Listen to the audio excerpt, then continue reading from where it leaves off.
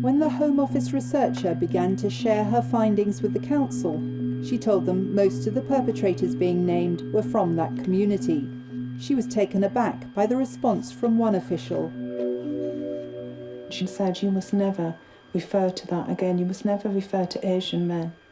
And her other response was to book me on a 2-day ethnicity and diversity course to raise my awareness of ethnic issues. In 2002, the draft of her final report was sent to the Home Office and the council on a Friday. She says that weekend, the risky business office had unwanted visitors who let themselves in. They'd gained access to the office and they had taken my data. So out of the number of filing cabinets, there was one drawer emptied, and it was emptied of my data. Who do you think would have done that? It had to be an employee of the council. Rotherham Council says it's unable to find anyone who recognises this series of events. The researcher then came under pressure to change her findings. She wouldn't. This report, written more than a decade ago, was given to both the council and the police. It clearly should have led to action. But here it says responsibility was continuously placed on young people's shoulders rather than with the suspected abusers. And when the issues were raised with senior officials, the response was defensiveness and hostility. Her report was never published, and the council even tried unsuccessfully to sack her. I was subjected to the most intense personal hostility. There were threats made from a range of sources. I've never seen back covering like it, and I still feel extremely angry about that. The response, in a nutshell, was that she was punished for speaking truth to power. Alexis J. carried out the independent review that last week revealed the damage done by not tackling exploitation in Rotherham. If they had taken account of the content and been less concerned with their own images, then a great deal more might have been done at an earlier stage. There would soon be more warnings. In the meantime, the abuse continued. In 2003, it was 13-year-old Emma who was being abused. They started to just use me more and more. And I was just seen as trash, really.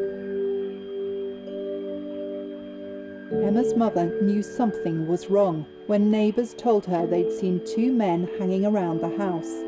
She asked her daughter about it when she got home from school. That's when she just broke down and just kept saying, "They're raping me, they're raping me." I just couldn't believe it, and my reaction, I rang 999. It was just devastating. And the sergeant came into me and he said, "Do you realise who your daughter has got involved with? We can't deal with it, we'll have to get the serious crime squad." Emma was able to provide detectives with important evidence.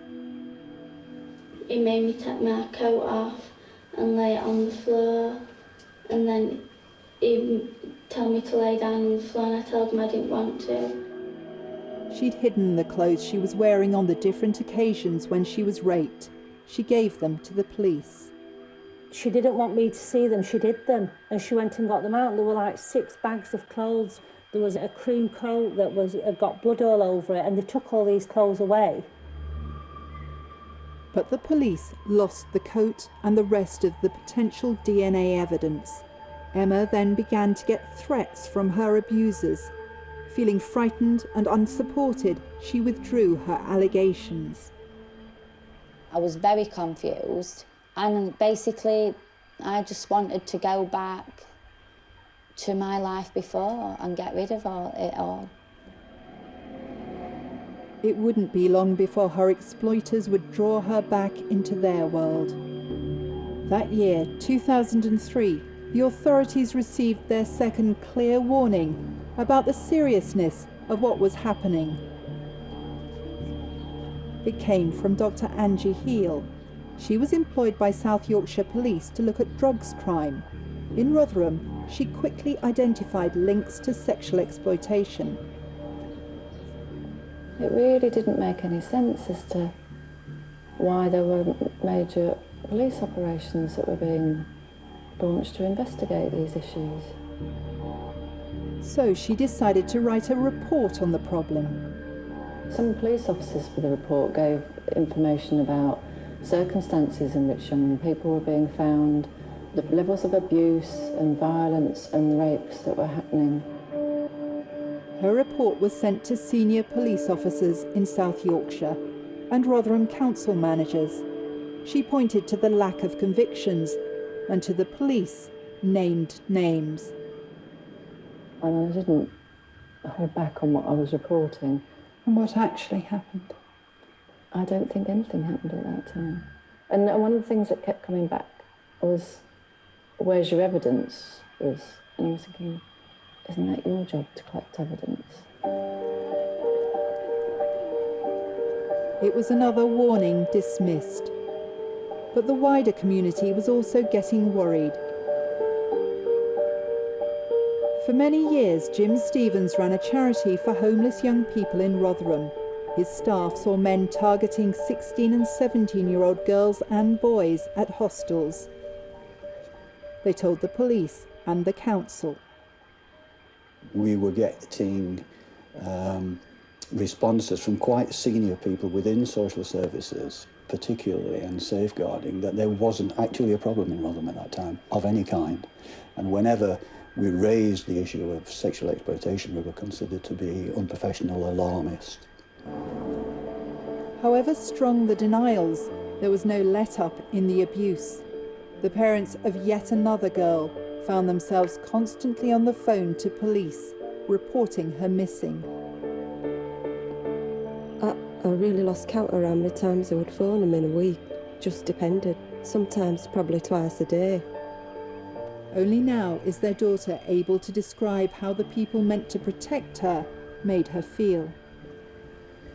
They try and make you feel ashamed and like it's your fault, that I were just a naughty child and that I'd got bad behaviour. For 4 years, the family existed on a knife edge. She went from a normal 13-year-old, reading books, Harry Potter books, stuff like that. She used to love it, into when police were fetching her back, she used to be dressed differently. She looked like she was going out clubbing.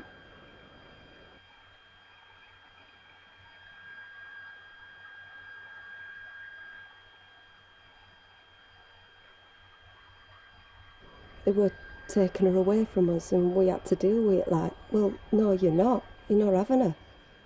We're going to fight back. We're going to keep changing her back. So that they knew there was somebody at the other end not letting them win and have his daughter. By now, this abuse had been blighting Rotherham for nearly a decade. At the end of 2004, the council finally appeared to be waking up to the problem, and sexual exploitation was discussed at an important meeting. We invited Alison Holt to get crash at the meeting.